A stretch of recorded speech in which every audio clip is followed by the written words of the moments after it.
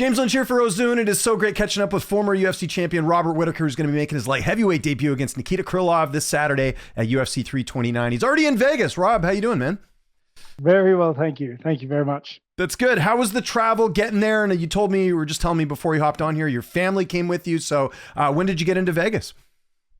I got into Vegas about a week ago. Usually like getting into if I have to travel a certain amount of distance, I usually like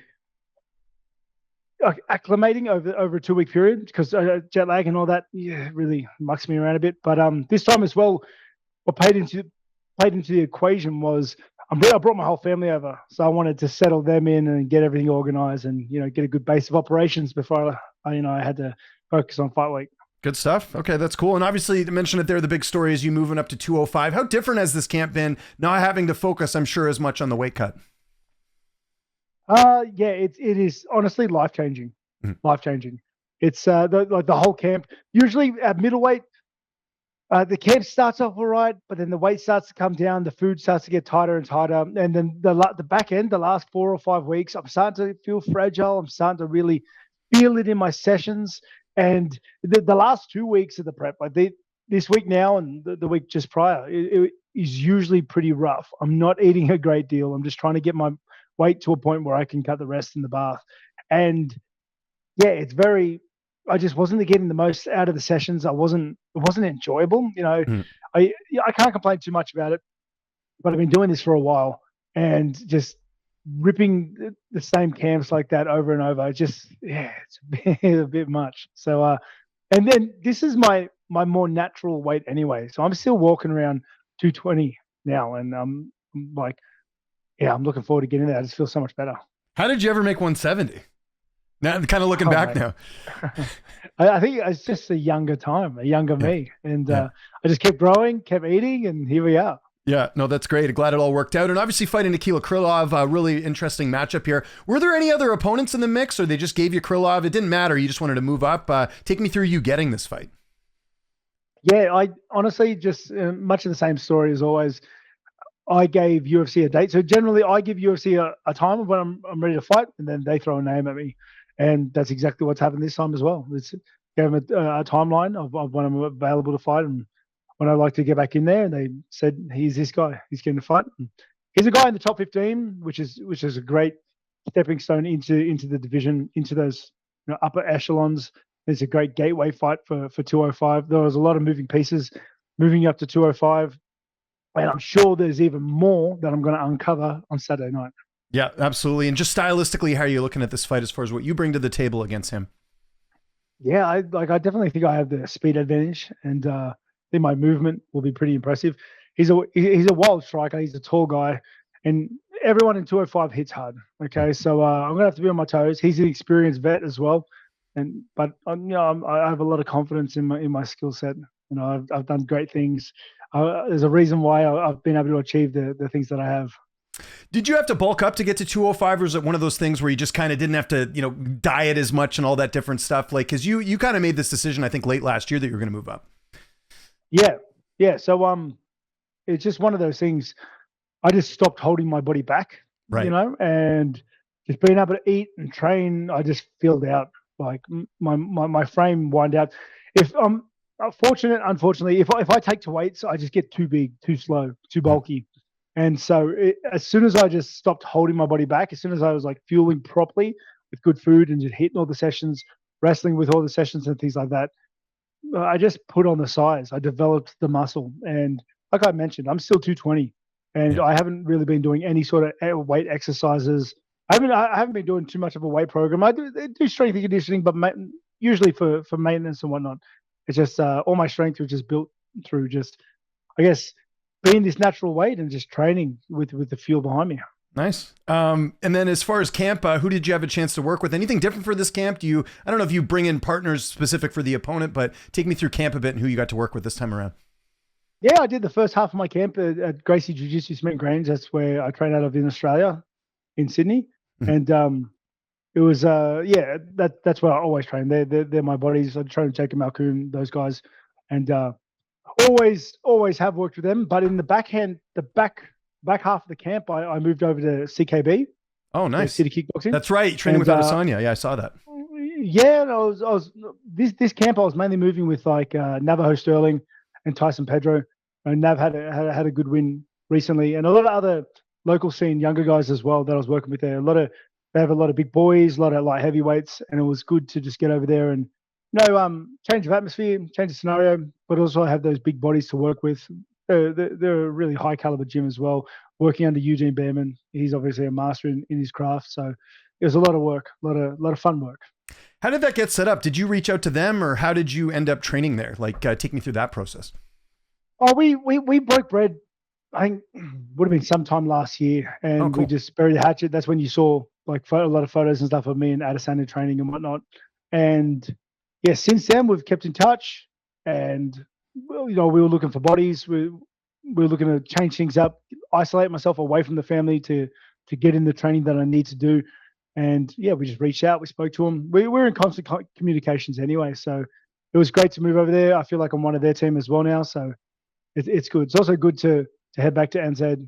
That's where a lot of my family is. It's where I was born, so it's good to just go home a little bit. Yeah, I was at Israel Adesanya's last fight in Seattle, and he was just raving about getting to train with you and just said like how good you are for this weight class. And obviously he has training partners that are in that division. So it seemed like it kind of all worked out well, and nice sort of feather in your cap going into this fight, right? Yeah, it was beautiful. And I trained with him a little bit earlier on in the year.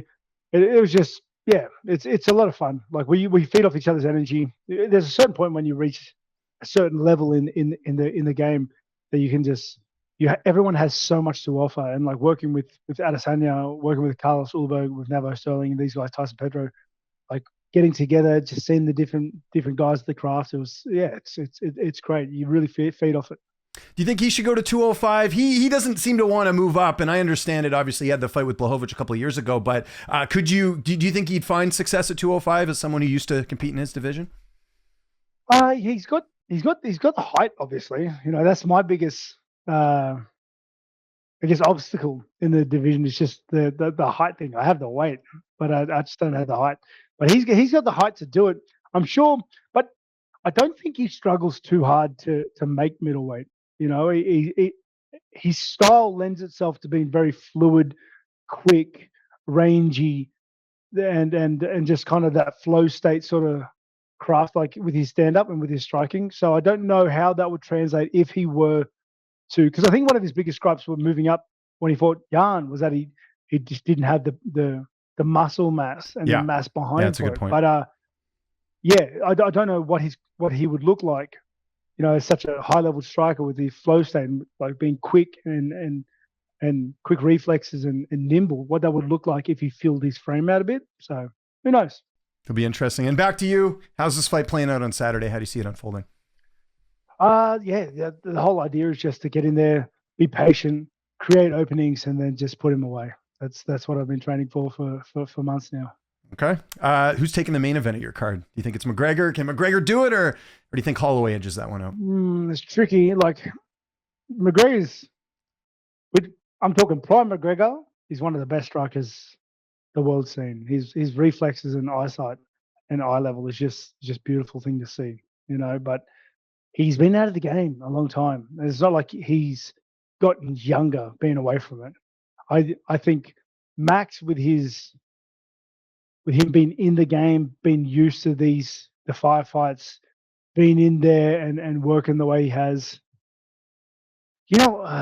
I'm talking myself out. I don't know, because we're looking at welterweight Max as well. I don't know what that looks like. McGregor hits hard, and he's got great accuracy and timing. Oh man, this is anybody's guess, honestly. Okay. Well, I was going to say Holloway's the favorite. I think people are picking him. Do you think that's the? I think he should be the favorite because he's been in the craft. He's been fighting high level guys for years now. He's attuned to it. Whereas McGregor's coming off from a long layoff. Who knows what he was doing on the outside? Yeah. This is what it is. A win here over Krylov. With you being a former champion, I would think that you get a little bit of leeway here. If you get a win here and maybe another one, could you be close to contention at this point? Is that something that's kind of crossed your mind? It hasn't. Like, honestly, I'm just taking everything as one fight at a time. I Okay. bring my family along for the journey. I'm trying to enjoy the journey, enjoy the ride a bit. Just yeah, have a little bit of fun. You fought Khamzat Chimaev. He obviously had some weight cut issues in his last fight against Sean Strickland. Do you think he should go to 205? How do you think he would do as someone who's been in there with him? I don't. Well, yeah, I think he'd be a shoo-in for 205. I don't think a lot of guys in the top 10 have the wrestling credentials to stop him from doing what he wants. Mm-hmm. But whether or not he wants to make that move, yeah, we'll have to wait and see. I don't know. He's doing well in middleweight as well. He fought welterweight, then middleweight, then he went back to welterweight. Like it's crazy. Yeah, no, it is nuts. And do you think he should fight Strickland next, or should Imavov get the next crack? Do you think, as someone who's a former champion in that weight class? I think Imavov should get a crack. Like Chimaev, yeah, unfortunately he didn't defend against Strickland, so I don't see why he's given the accolades to have a rematch. You usually have to earn those. I agree. And just last one, you got the gaming headset on. What games did you bring with you with the family? What are you guys playing right now? You know what? I was playing a ton. All the kids have Pokemon at the moment, so cool. I was playing that with them, but I'm kind of sick of it. Yeah, for sure. Pokemon is such a grind, dude. Oh, it is. You got to put the hours in and everything. You got to get it all organized and stuff. So I hear you. I'm like a 20, 30-minute game guy if I got some time in between watching my kids. So I understand. Yep, exactly that. Yeah, for sure. Rob, thanks so much for doing this. UFC 329 this Saturday. Anyone you want to thank before we get out of here? Any sponsors, any social media you want to mention? I'll give you the last word. Yep, you can just find me and keep up to date with my stuff and Rob Whittaker MMA. Just follow me there. I'm looking to kick off MMA Arcade on YouTube once the fight is taken care of, because we went on hiatus there for a bit for my camp and for the travel, but we're back.